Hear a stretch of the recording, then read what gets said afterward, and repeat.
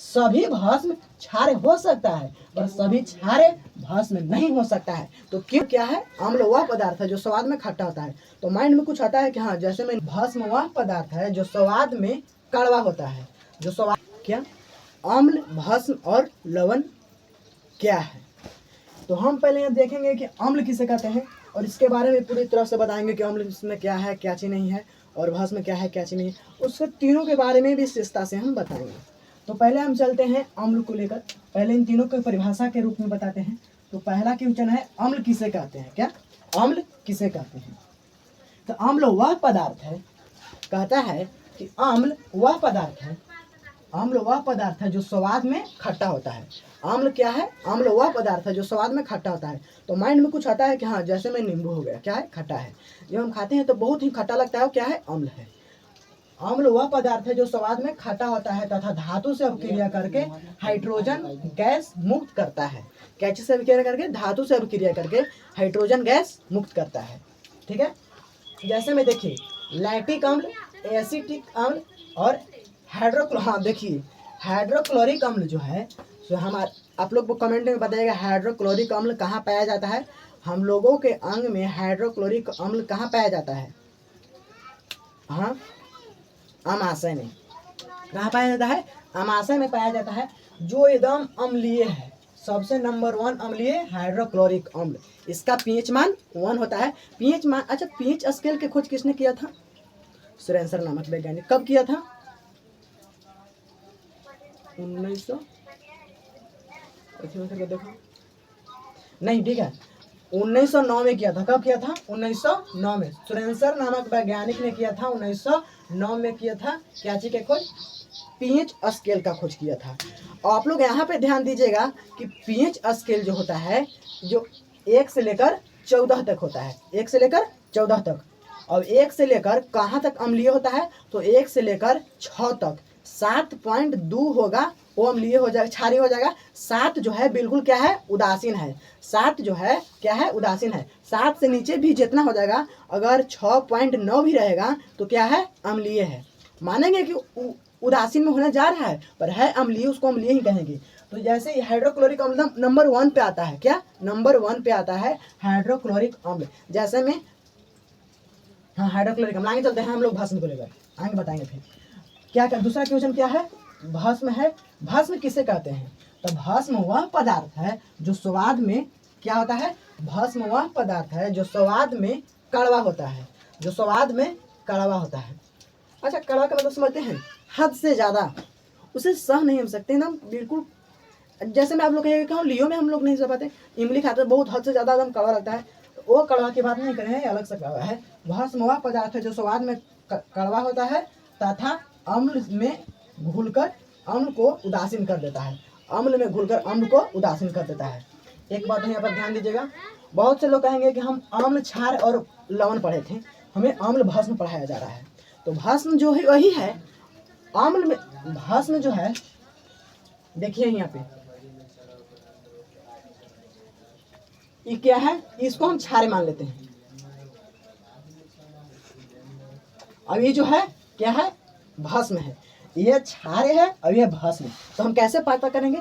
क्षार का मात्रा हम मानते हैं कि एक चूरू क्षार लिए और उसमें से हम जो इम्पोर्टेंट जो निकाले वो भस्म किए। क्या उसमें से हम भस्म निकाले? इसका मतलब कहा जाता है कि हम क्षार्य में से क्या निकला? भस्म निकला।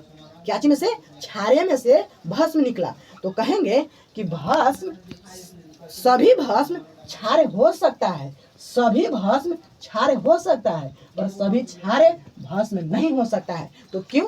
पता है कि क्षार खुद वो एक किसको दिया है? भस्म निकाल कर दिया है। क्षार में से भस्म निकला है तो हम कैसे कहेंगे कि भस्म क्षार को देगा?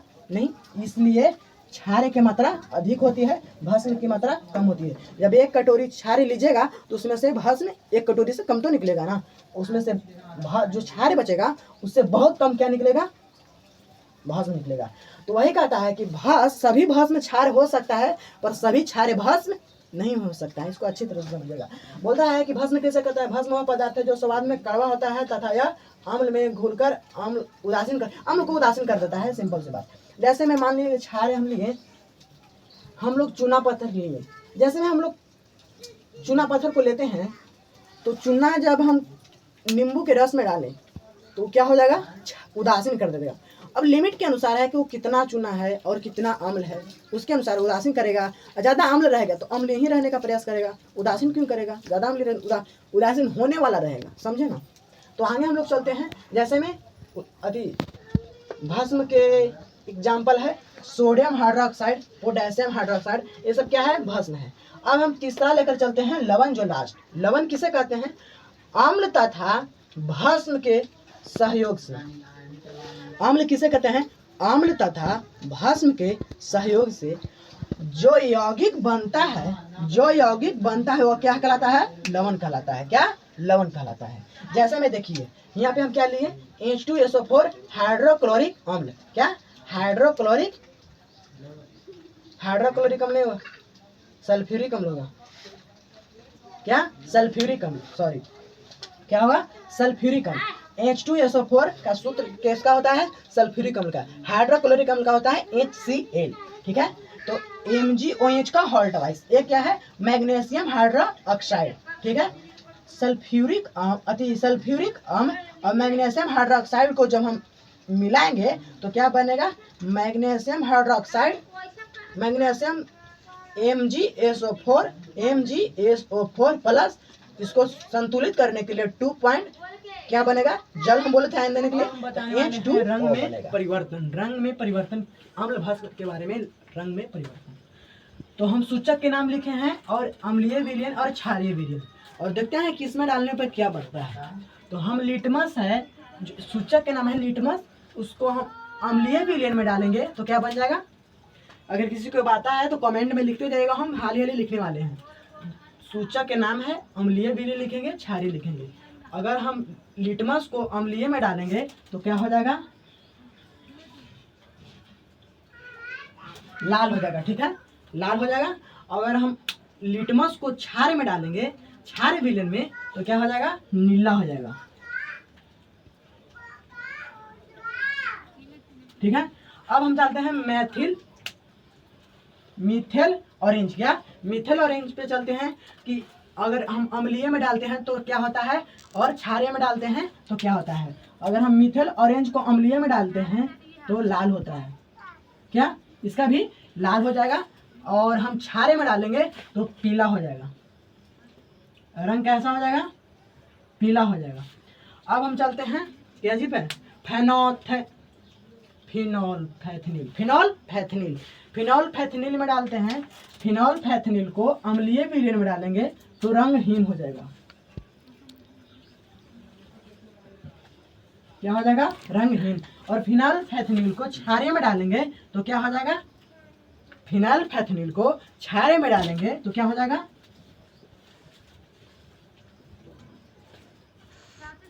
गुलाबी हो जाएगा, क्या हो जाएगा, गुलाबी हो जाएगा।